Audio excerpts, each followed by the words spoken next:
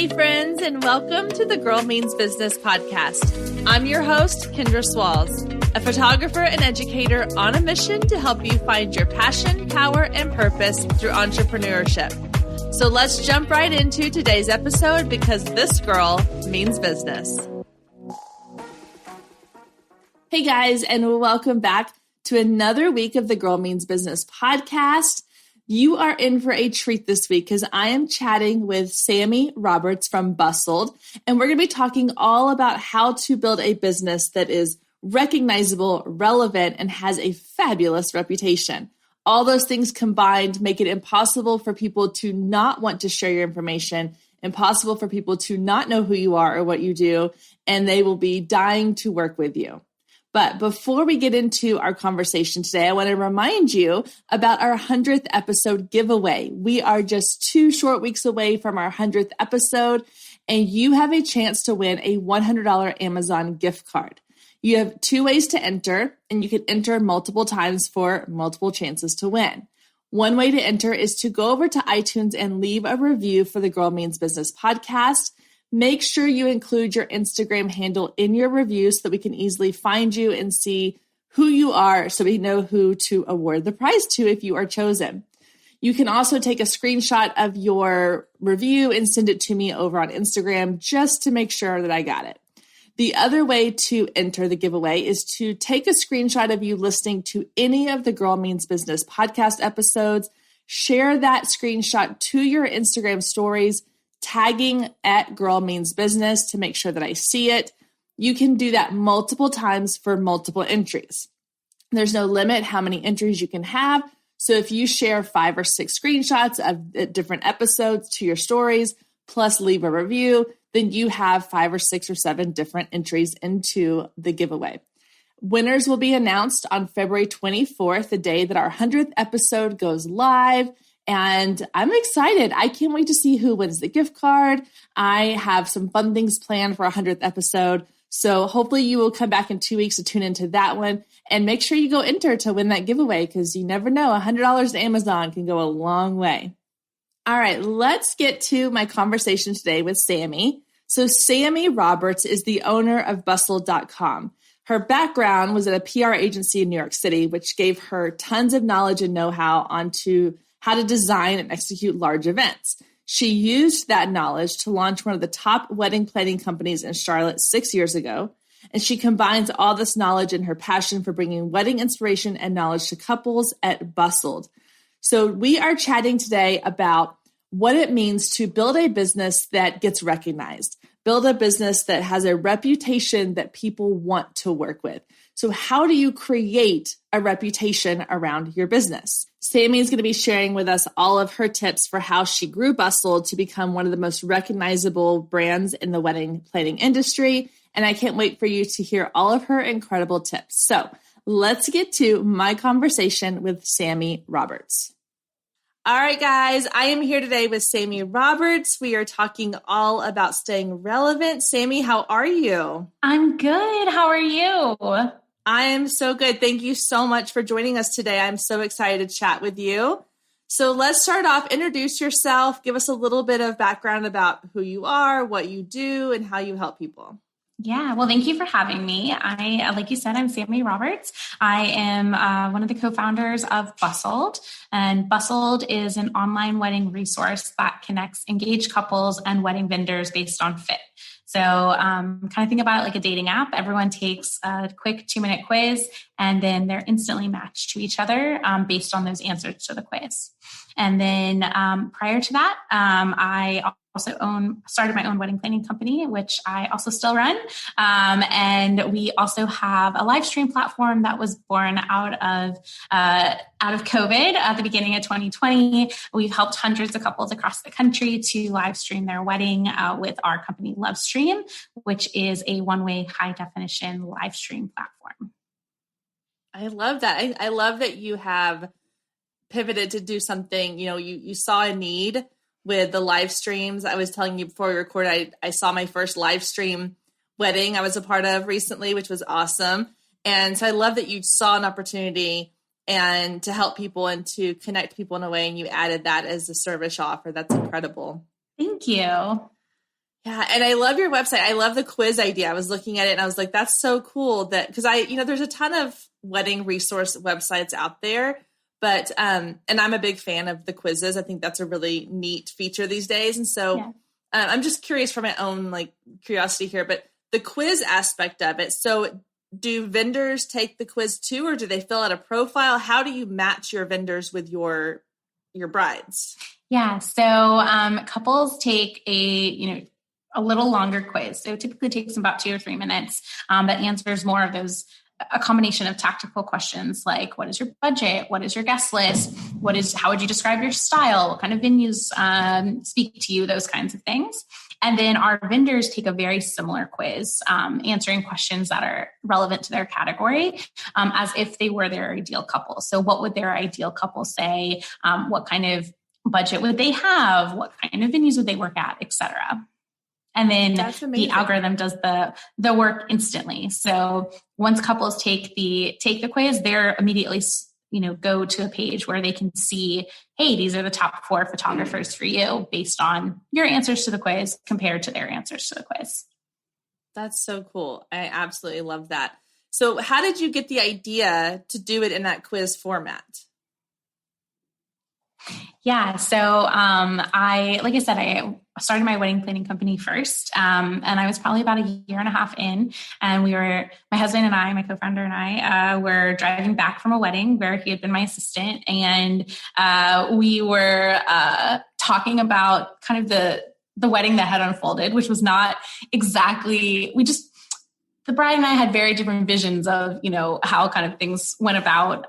She ended up inviting 100 extra people that we didn't anticipate, and, different things like this. And it was just such a crazy, wedding situation. And we were driving back, how can we do a better job of finding the right couples, instead of just finding, a couple. And so the conversation started on this car ride back, and Ryan comes from data and technology background. So then that kind of sparked all these ideas in him of we can build an algorithm and we can, make it fun. And, we just have such different skills. And so we were able to kind of combine those skills into hey, this is how, this is how it can be. And so we built it for about 1 year, talking to couples and vendors and kind of seeing what they wanted.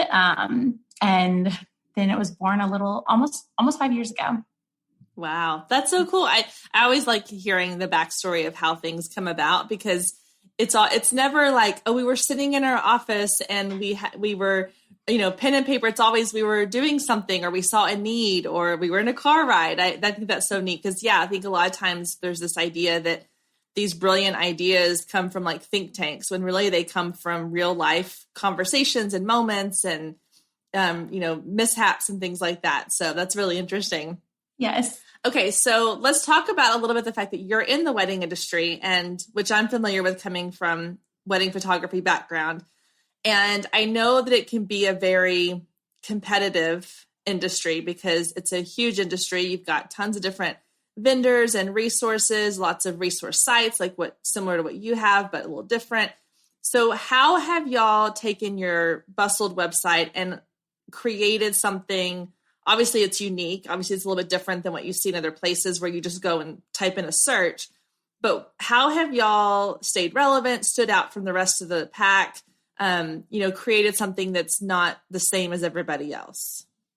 Yeah. I mean, I think the biggest piece of that is talking to your customers and finding out what they need and what their pain points are.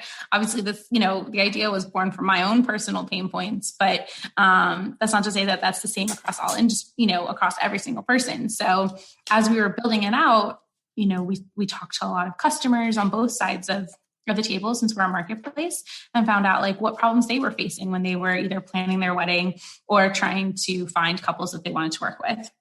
And so that was kind of how those initial conversations went, but that didn't just stop when we launched either. I think it's so important to kind of just continue those conversations, and things that we have developed and, launched along the way have been feedback from clients of, hey, we'd like to see this, or we'd like, how about this? And then we've taken that feedback and kind of given it our own spin. Even with LoveStream, it was the same kind of thing where we started saying how can we, help couples and vendors and, keep weddings alive when we're all like locked down. And so that was, kind of those conversations as well that then turned into, what our final product is and continues to be. I think for us, it's all about kind of continuing to evolve to stay relevant. Yeah, I think you've touched on some really key things there. One of them being the fact that like, listen to your audience. I think so many times people start their business or start a brand or an idea or a product with the idea of this is what I want it to be. And that can get really easily off track from what your audience actually wants or needs. And so I love that you said, you're listening to your clients, listening to the brides, getting feedback from them and constantly evolving based on what they need. I definitely think there's a balance between, what's best for your business and your vision, but it's also like what fits your client's needs. And then, being able to evolve. I mean, I think this last year has taught us all that we have to be flexible. We have to be willing to think outside the box a little bit and adapt and change. And so what advice would you give to someone who is feeling kind of stuck? Like maybe they're stuck in the idea that they don't know how to keep their business relevant. They don't know how to adapt to what's going on in the world around them. They aren't quite sure how their brand can pivot. What advice do you have? Yeah, it's hard. It's hard because especially with your business, it's your baby and you want it to be successful, but also the vision you have for it. So I think the biggest thing is utilizing your community around you. So whether that's through social media, there's so many great resources online, just even thinking outside of your specific industry and seeing what other companies are doing can help to inspire you into like, what can we do? I know for us, when everything kind of shut down, it was such a whirlwind. It all happened so quickly. And we had like a really great team of mentors around us that kind of helped us to say, because, Ryan and I sat down and we're like, okay, here are 12 different pivots that we're going to do. And, our mentors, we sat down and told them and they were like, okay, so 12, like that seems a little aggressive, like very nicely, but like you need to pick one. And I think just like having people who could kind of be that sounding board, whether it's a mentor or a friend or, a significant other or whoever that is, to kind of say like, here's where I am in my business. I don't know what that next step is, but I want to find that next step. And just getting creative and putting all the ideas out there and then, finding the one that's going to work best for you. Yeah, I love that. And my husband kind of serves as this for me a little bit because he's the rational one, whereas I'm like the dream big one. And so even just the other night, like we were kind of pitching out ideas. I have my 100th podcast episode coming up and I was like, okay, I need some ideas of like how to celebrate 100th episode. And I was like, just throw at me whatever comes to mind. And I mean, some of them were ridiculous, of course, but I think that like having somebody that you can go to, whether like you said, a spouse, a friend, a mentor, somebody else in your industry or another business owner outside of your industry, just somebody that you can have as this, like you said, a sounding board. I think even if it's someone to look at you and go, okay, that's ridiculous. Like that's never going to work, but good thinking. Or someone that can hear an idea that you have and have a different take on it that you may not have, thought of before. I know that's happened to me where I'm like, oh, what about this? And they say, okay, this part of that's good, but we need to tweak it here. Or we need to change something here. I think that's really, really definitely good information. So I'm curious, kind of going back to the idea of listening to your audience, how do y'all balance like listening to the needs of your audience and the vision you have for your business? Yeah, I think that's a hard one because especially, Brian and I are both people pleasers. So like we want to make everybody happy and we would love to build everything that everyone gives us as an idea, but obviously that's not always like feasible. So for us, we take that feedback and then we kind of see if that aligns with what our mission is. Is this going to help us to grow the business? Does it align with our mission and our values as a company? Or is it an idea that could maybe be evolved into that? And what is the value of it going to be? How many of our customers is it going to make is it going to make happy? Is it just going to be this one person? Which, while we would absolutely love that, is it going to make, majority of our customers happy? So we kind of look at that and have to weigh the pros and cons, and also have to look at how much is this going to cost us to build, and what's going to be the value of that to our customers. Is it a good for now, good for later? So we just kind of have to look at all of those different pieces. But for us, it always comes back to looking at the mission of the company and making sure that everything kind of aligns towards how we want to move forward. Stay with us. We'll be right back. If you have been listening to the Girl Means Business podcast for any amount of time, then you know my love of email marketing runs deep. Not only is it a great way to generate new leads, but it's one of the most effective methods for nurturing warm leads and turning them into sales. Now, over the years, I've tested several email platforms, and my favorite by far is Flowdesk. Not only do they make email marketing simple and easy, even for the technically challenged, but they have everything you need to create stunning emails, capture leads, make sales, and automate the entire process, giving you time back in your busy day. And the cherry on top is you're only charged one flat fee no matter how many subscribers you have. So while other platforms will increase your price when you go over your pricing tier limit, Flowdesk has no price increases or hidden fees. If you're ready to give Flowdesk a try, click the link below in the show notes to save 50% off your first year. Let Flowdesk help you design emails people will love. Click the link below and check it out. I have a feeling you're going to love it just as much as I do.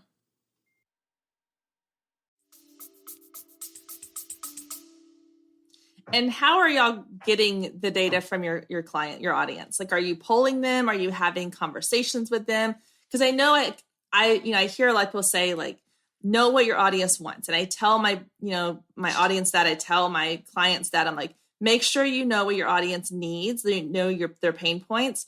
And one question I always get is, how do I figure that out? So how do you, or how, in your business, how do y'all find out what your audience needs? What are the things that they're struggling for, the things they're looking for?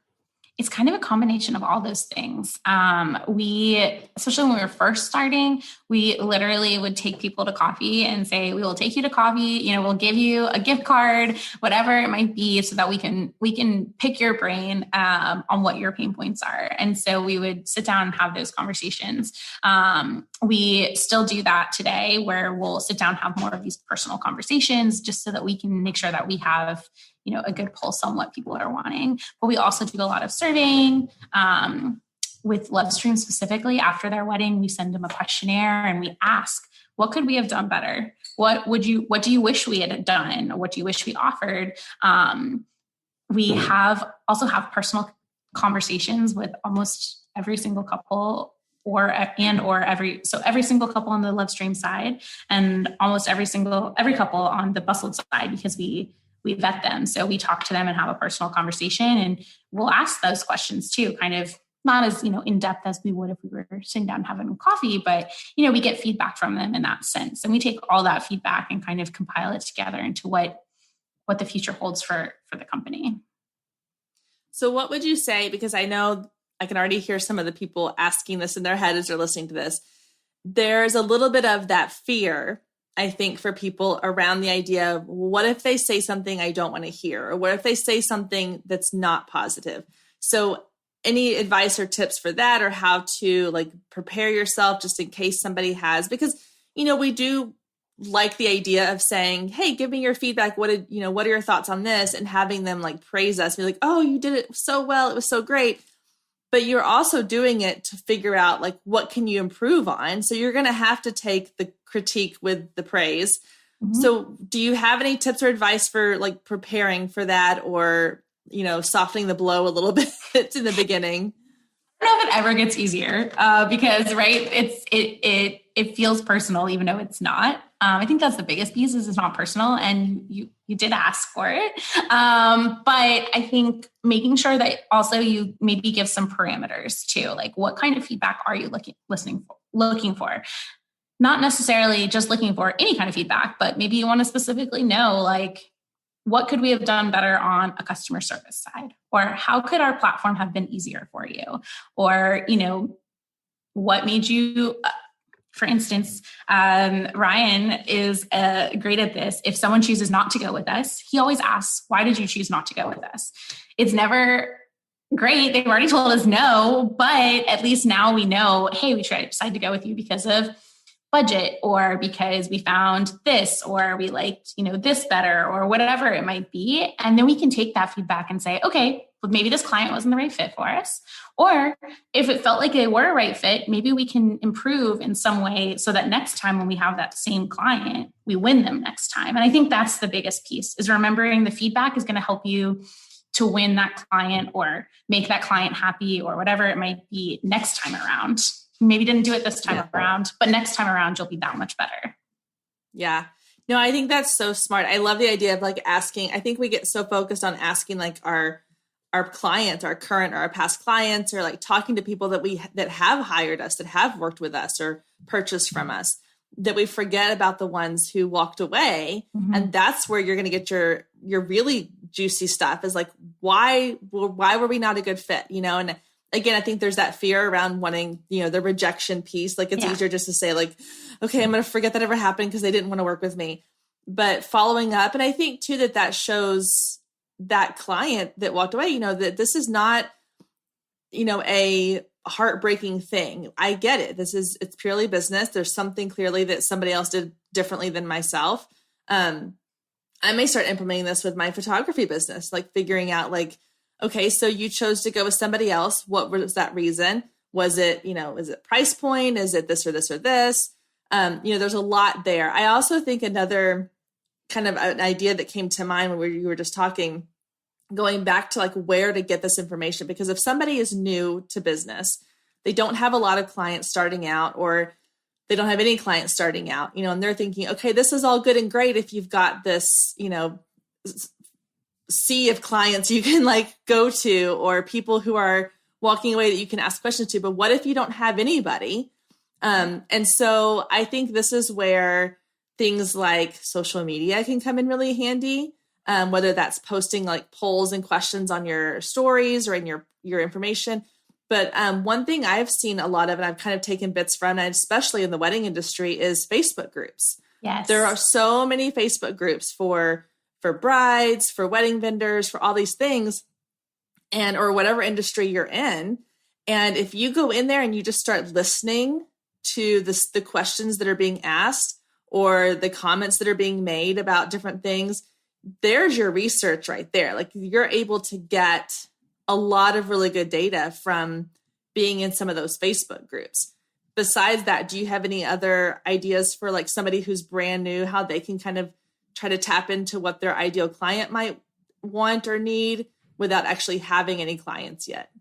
Yeah. I think Facebook groups is a great way to kind of, even if you're just kind of lurking in there and seeing what people are saying, right? You get such a good feedback of what people's pain points are, because a lot of times you'll see in that Facebook group the same kind of pain point or same thread kind of running throughout what people are saying. But if you find someone who does seem like an ideal client, maybe that's in a Facebook group or in an on an Instagram post, or someone who's following your account, even if they're not a client yet, you could still reach out to them and say, hey, can I give you can I send you a gift card or buy you a coffee or whatever it might be for a quick in-person, Zoom meeting where I can ask you a few questions or something like that. And it doesn't have to be a ton of people, but you could pick a few people who are kind of those ideal clients and ask them. People love to tell you about their experience. So if you give them a little incentive, then it's a good way to kind of get some initial feedback, even if you don't have any clients yet.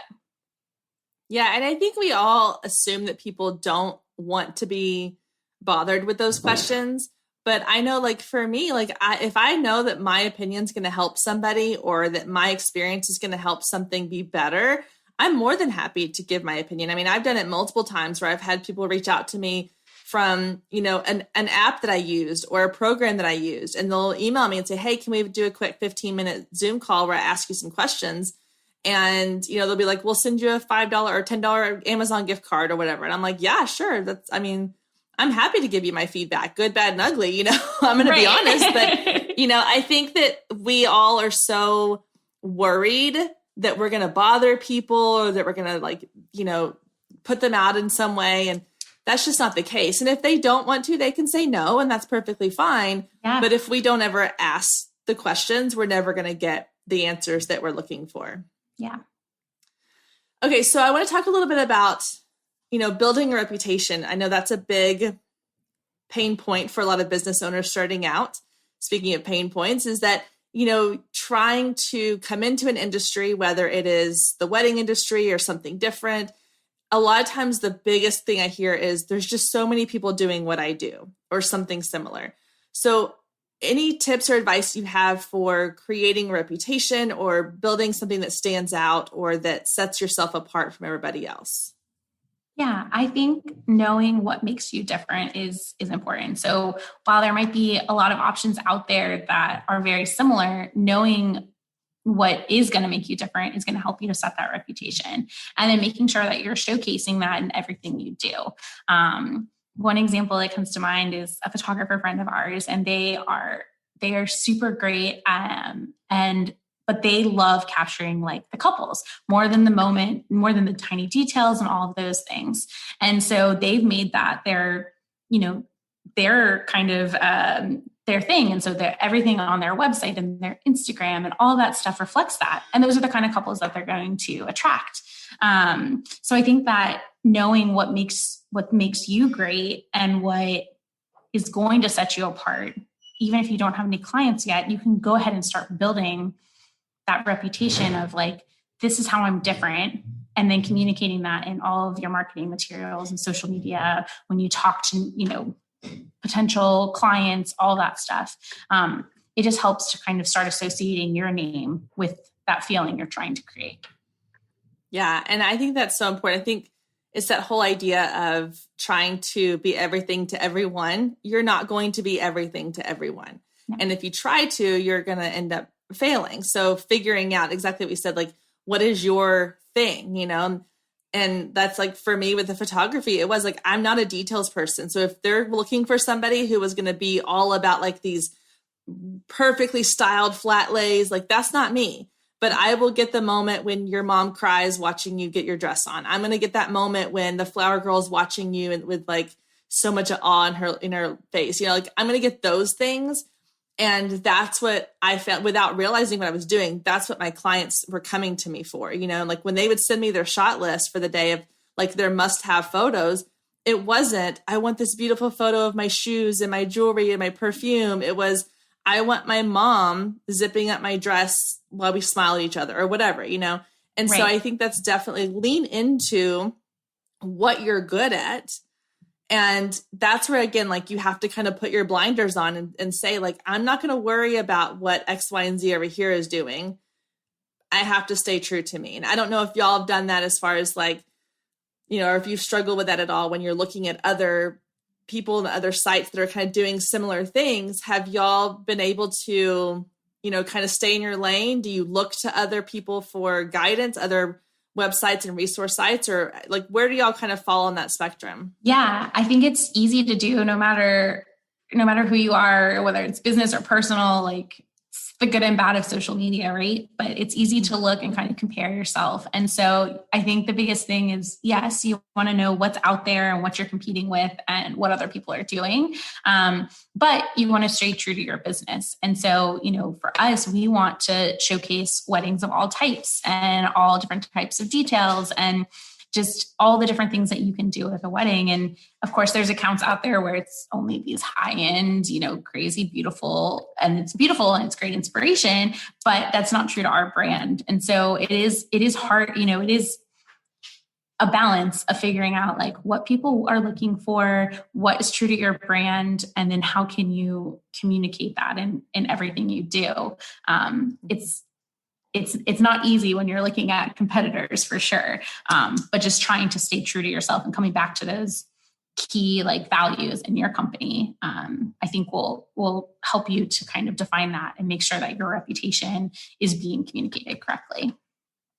Yeah. I think about like, and I don't remember who it was that said this, but there was some musician I heard an interview with one time, and they were asking him about like just the songwriting process and the music production process. And he made some comment about, he's like, when I go into like songwriting mode, he's like, I have to stop listening to other people's music for a while. He's like, because just almost without realizing it, he's like, I will end up incorporating something I heard in somebody else's song into my music, not meaning to. He's like, it just happens that way. Yeah. And so I think you have to be careful kind of what you're consuming, because whatever you consume is going to affect what you're creating. And so if you're in creation mode and you're like, okay, I want to create something that's different and unique and that stays in line with, like you're saying, like with our vision and with our mission, then it's almost best to just kind of stay off of social media for a few days, or, you know, not go into those Facebook groups or not look at those Instagram accounts. You know, that's why you can like mute people and unfollow people for a while. And just that way you don't have to worry about creating something and then realizing, oh, wait, that looks a lot like this person's thing, because you were so busy consuming their information, their content, that you weren't focused on your own. Yeah. And I think, especially when you're first starting out, like you may not know, you know, you might have an idea and then you look at other people and then it starts kind of clouding your vision. So try to stay true to what you are, and then take that feedback from clients. Like you said, your clients were coming to you because they wanted those moments. You didn't even realize that. But I'm sure that you kind of started realizing that as you got feedback from clients. So in the beginning, you may not know, and you may not know exactly what that is, but as you get that feedback, just continuing to like fine tune what that is, because clearly it's what's attracting your clients to you. Yeah. And I think that that's something that, you know, I believe I've said it in a previous podcast episode, but about like finding like your brand style. And like, I know for me, for the longest time, like I do a lot of boudoir sessions too. And I would do these little post session interviews with my clients, kind of a real time, like feedback, you know, and I had 4 or 5 questions I would ask every client. Things like, how did you feel before coming into your session? You know, how did you feel during your session and after your session? And what advice would you give to somebody else that was thinking about booking a session? And I would record them, just like the audio, so I could listen to it later on. And I kept hearing the same like words over and over again, which was things like, I feel so confident. Like they felt nervous and anxious and self-conscious before. They felt confident and beautiful. And, you know, like a lot of times, like I finally feel like I see myself the way other people see me, like things like that. And when I heard those same things over and over again, multiple times, I was like, oh, that's my brand. That's what sets me apart. So it wasn't so much that I was telling my audience, this is what sets me apart. It was the other way around. My audience was telling me what was setting me apart. And so even taking the things that you're talking to your clients about, the questions you're asking, you know, make sure you're keeping record of the things that they say in their words, because it's easy to take it and put it into like our own filter, Yes. you know, and even something as simple as like, if your client keeps saying, you know, photo shoot, but you're calling it a session, that's a very, you know, that's the terminology. They're going to be looking for the word photo shoot. You're using the word session. It's something completely different in their mind.